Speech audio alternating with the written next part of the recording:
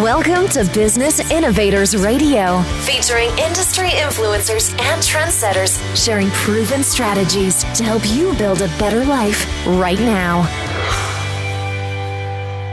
Well, hello and welcome to this episode of our program. This is Mike Saunders with Marketing Huddle, and today we are privileged to have with us Phil Gerbyshak, who is the founder of Make It Great Institute. Phil, welcome to the program. It's so great to be here. Thanks for having me on.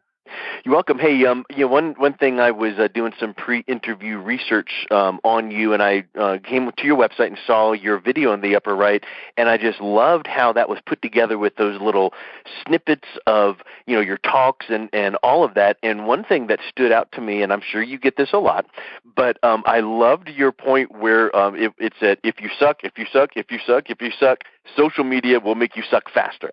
So I would love to start off with kind of your approach on social media and how you advise clients, because that is true. No matter whether you suck or you're great, social media can be that igniter. Yeah, absolutely. So I do get a lot of comments about that, and that I open a lot of my talks that way. A lot of the training that I do, I remind people of that, because ultimately social media is about human-to-human interaction. It's me to you. We're having a conversation. I'm adding value to you. Hopefully you're extracting some value. Hopefully you add a little bit back, and whatever that value exchange is, it should be equal to or greater for each person. And that means that often it's not just a 1+1 game or a 1=1 game, but it is more of a, wow, those are ideas that I didn't think about. Those are ways that I didn't think about my business or about whatever product or service it is that I sell. So for me, it really starts, social media starts with the offline, and who the heck are you? What do you believe in? What's important to you? What makes you interesting? And really, what makes you interested? Why do you care about other people? Why are you actually doing what you're doing? So social starts with that. If you're just trying to push product or push service, that means you suck. It means you have no focus, no vision, no real reason for being. And frankly, you can't out Walmart. They're great at that low price. Hey, we have a little bit of everything. So if we can't out Walmart, we have to really think about, okay, well, what is that unique value? How can I come off as someone who really is a value? And that really starts, again, offline with a mindset of, I'm here to serve. How can I help? My product is useful. My service is useful. How does that help my world and the customers that I want to serve? Yeah, and I think that in the world we live in with content marketing, and everyone I think is so familiar with that concept and what you just said, which is, don't be the guy sitting on the your porch with a megaphone going, buy from me Sunday, coupon discount. So in social, we have to be that educator and advocate for our target audience so that we're bringing good content. But here's my question. How do you do that effectively while still maintaining attention? Because I've seen some articles recently about, we've got the attention span of a goldfish, like 8 seconds or whatever. Well, if you think of content marketing, and I don't want to be pushy salesy, I want to be education focused, at some point there's a limit where you're tipping over where you've lost their attention, and you either need to front load your content with the good stuff or make that content so concise and specific that it's going to engage them. So what are your thoughts around that? Yeah, well, I do think you're right. And I think some of that starts with entertainment. Right? We have to think about not just education, but entertainment. And we think about, watch a cable TV station that previously was only education. Think about the History Channel. Think about HGTV. Think about the Cooking Channel. I mean, seriously, who the heck wants to watch you boil water? Yep. Well, if that's the only value that we're adding, well, okay, yeah, duh, I don't care. But if I flip that and I find a way, how do I make that more entertaining, more interesting? And that's having someone on your team, or maybe it's you, that has a personality, that has a passion for that. And yes, you can hire a front person to do that, but then people are going to ask that person questions. So you need to balance between, oh yeah, they're very entertaining, but they're also very smart. They understand our business. They listen to our customers. And some of that, how you do that is you get customers involved. It isn't just your story and screaming at them about how great you are. It's using whatever your customers are saying about you, being genuine about asking for feedback, getting in front of them, and instead of screaming at them with a megaphone, buy my stuff, click my crap, instead, you're standing next to them with a pad of paper. Hey, tell me your story. Tell me what's important to you. Why did you pick us? What are some cool ways that you found to use our product or service? How's that grown your business? What are things we could do to be even better for you? Why do you stay? Why did you find us in the first place? And then sharing those stories in ways that are entertaining, insightful, and yes, absolutely concise. We have shorter and shorter attention spans than we ever have, so we need to take the time to make a short message. You know, the shorter the message is, the better opportunity we have of it actually being listened to, but that means we take more time to pull out all the crap and all the fluff to provide. Yeah, you know, I teach marketing strategy for a few universities, and so many times I will see papers turned in that the assignment said, write a one-page blah, blah, blah, right?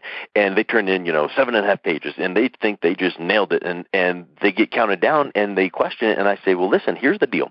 In business, much of how you are evaluated is to be able to make your point in concise lengths. So number one, the assignment said 1 page, and so that's what the grading criteria is set on. But in what we're talking about right here, you could blabber on for hours about one particular topic, but you lost them at, minute 4. So do you agree with kind of what we're talking about here, but kind of with the laying the groundwork or throwing out those breadcrumbs to kind of guide that person maybe from social to another one of your educational content pieces? Maybe it's a YouTube video that you put on your website where maybe that's a little bit longer, not a 4.5 hour long webinar, but maybe it's a 5, 6, 7 minute extra nugget that goes deeper, and finally you're kind of engaging and reeling them in. Whereas if you tried that in the first place, they might have you might have gotten lost in the noise. Yeah, absolutely. You hit on the good point there. If someone wants to go deeper, give them an opportunity to go deeper.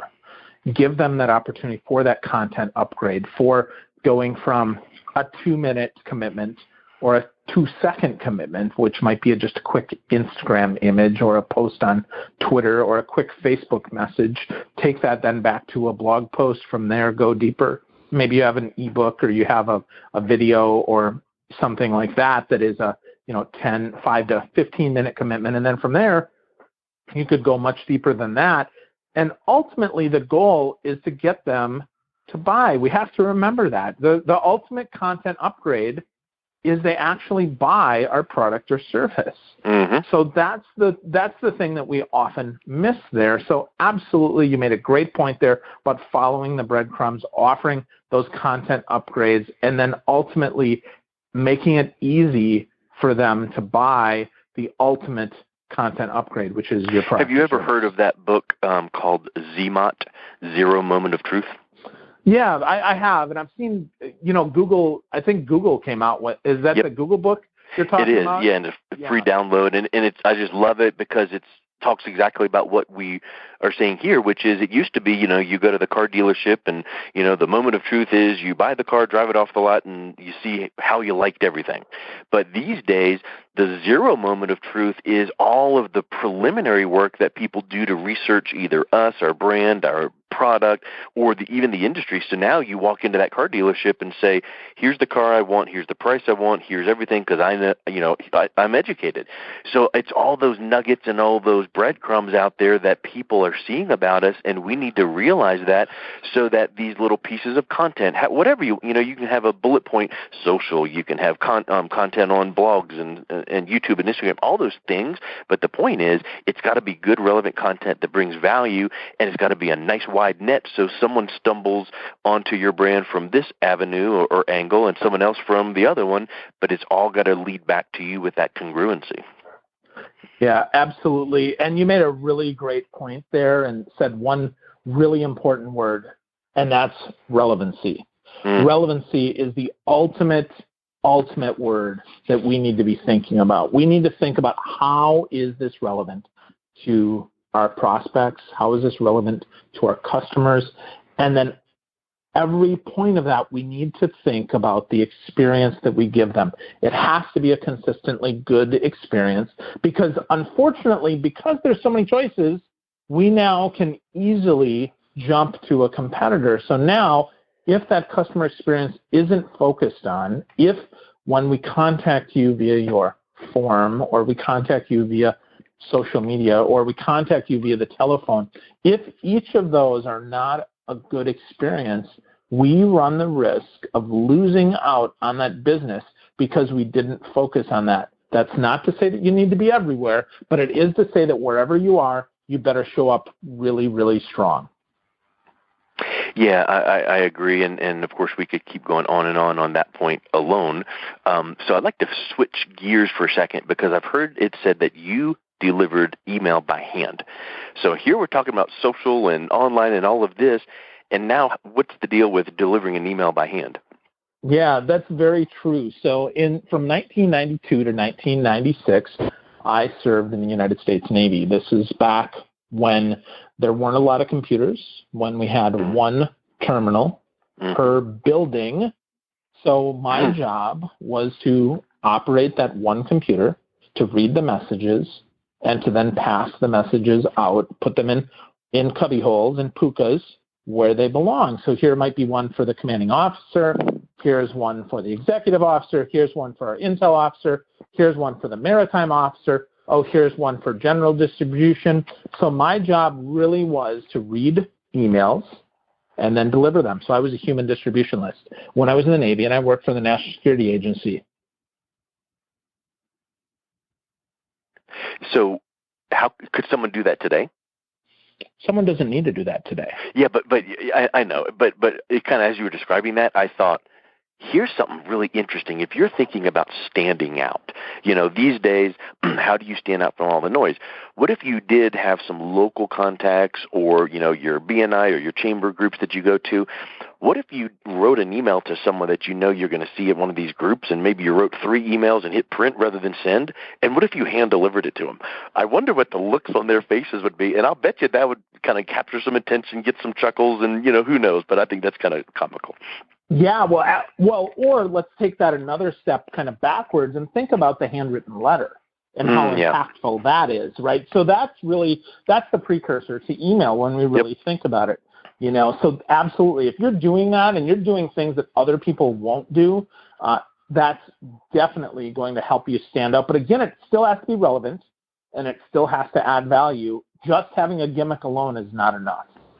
Yeah, you're exactly right. And you got to figure out where the noise is and go the opposite. And I think that handwritten note that arrives in the mailbox that is square shaped for, the card note kind of a shape that it is, not a number 10 envelope with a mailing label, but an actual letter or a card that stands out and doesn't have to be salesy. It could just be, hey, I was just thinking about you. Hope you're doing great, and let's connect up for a coffee sometime.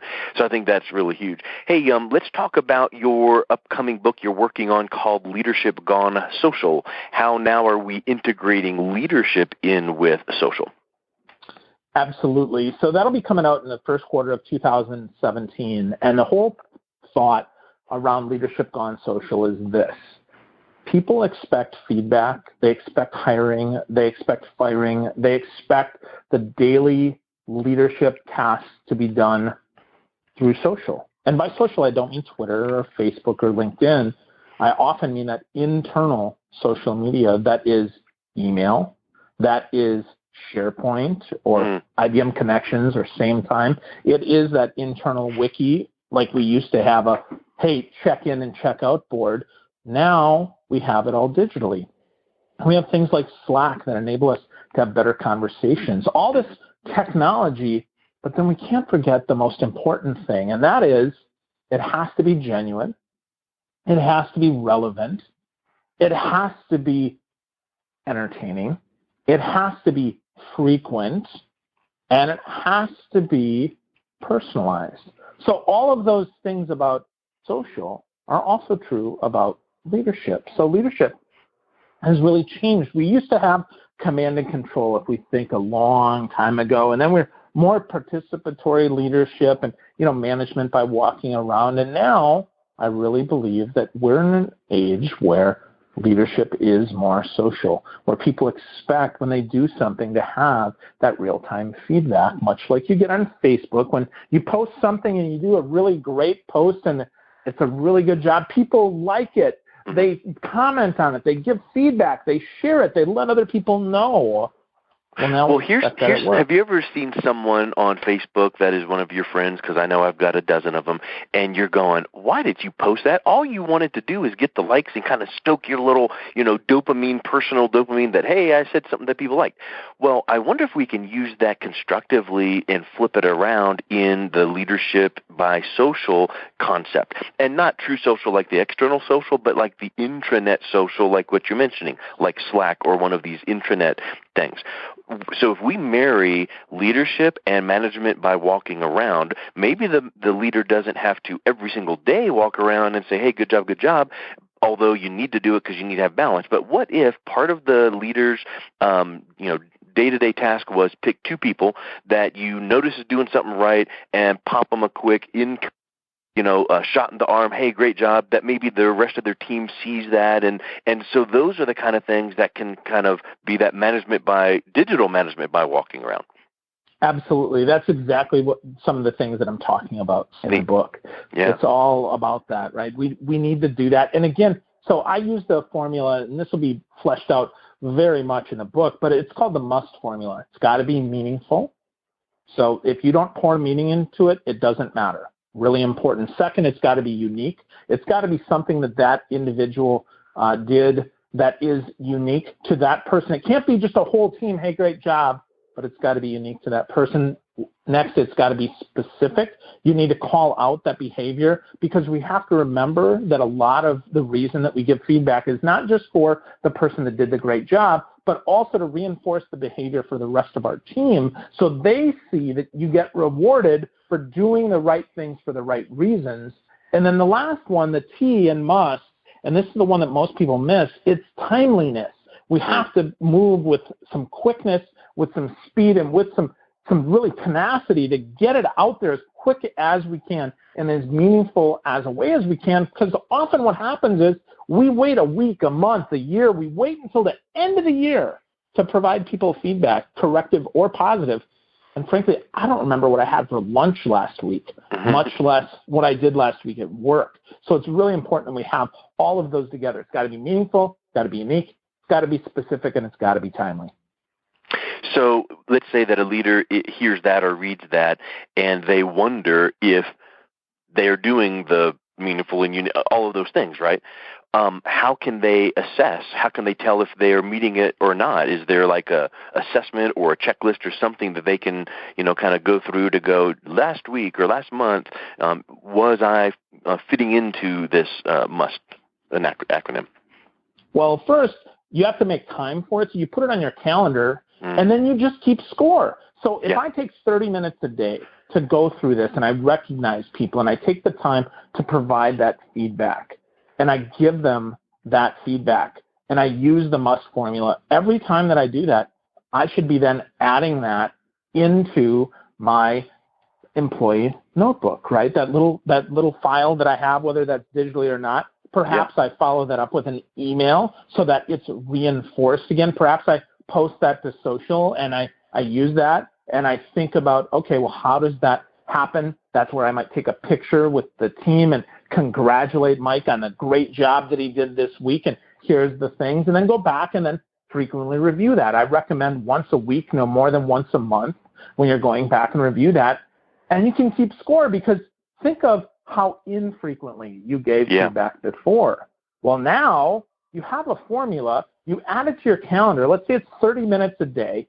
30 minutes a day is probably enough time to do this for 2 people a day. Not that the conversation takes 15 minutes, but the investigation and the making sure you prepare does that. So 2 a day, 10 a week, that's 520 a year. You can make it happen. And let's say that some leaders going, gracious, 30 minutes a day, I can barely find, so start with 10, 15, do one a day. And what if you can't make all of that? So it's not 500 a year, but doggone it, I did 200 this past year. That's better than what it was. And I would say that once people kind of get into that mode about, 2-3 months into it, they're going to be going, okay, it's on my daily calendar. I met it, 75% of the time. And what's going to spur them on is getting the feedback from the people they're doing this to, because I would venture to say that the employees are going to feel so grateful that they're going to express it back to the boss, or they're going to hear rumblings in the office. Wow, I just heard, or I just got, and I think that's going to encourage the leader to continue doing that and maybe amping it up to that 30 minutes. Absolutely. Do what you can. Set your goals high, though. Here's why I recommend you set 30 minutes, is because, like you just said, we might only get 15. 15 is better than 0. If I set 15, I'm probably going to get 0, because 15-minute meetings get overrun. Yep. So take the time, set the 30 minutes, measure it, and then don't forget, manage up. Report that to your boss. And then remember that ultimately the metric is 3 pieces. It's employee satisfaction, which is judged by how many people stay on your team and don't leave, right? That employee satisfaction. Second, it's customer satisfaction. So who owns your work product? Who gets that product or service? Asking them. And then thirdly is the employee productivity. How much were they able to accomplish? And if you keep those in line and you kind of think of that as a metrics triangle, now you have an opportunity to really see how that worked, and you can manage that number from month to month, quarter to quarter, year to year, and see how you improve and see how you don't. And as you said, once you make it a habit, people will come to expect it. And once you manage up and you show your boss how wonderful this is and how meaningful this is and what a great return on your investment of time that you have, now your boss is going to say, well, of course you need to do that. You need to make that 30 minutes. What would happen if you crank that up to an hour? What would that do? So think about that, and think about the impact to the bottom line of your organization if everybody used that formula and everybody went social and used the MUST formula for recognizing their team. Cool. I love it. So let's wrap up with what's the best way people can learn more about you and maybe get on a notification list for your new book coming out, or get some more of these leadership by social tips. Yeah, absolutely. So if you're interested in learning more about Phil Gerbyshak, that's me, just go to philgerbyshak.com. That's PhilGerbyshak.com, or tune in to my podcast, conversationswithphil.com, where I talk to business leaders a couple times a week, and we talk about all sorts of interesting stuff about leadership and sales and how people can make more of an impact in their world in a straight talk, no BS sort of way. Awesome. Well, Phil, thank you so much for your time. It was wonderful getting to know you, and I had a great time chatting. Yeah, me too. Thanks so much for having me on. Good stuff. Thanks for listening to Business Innovators Radio. To hear all episodes featuring leading industry influencers and trendsetters, visit us online at businessinnovatorsradio.com today.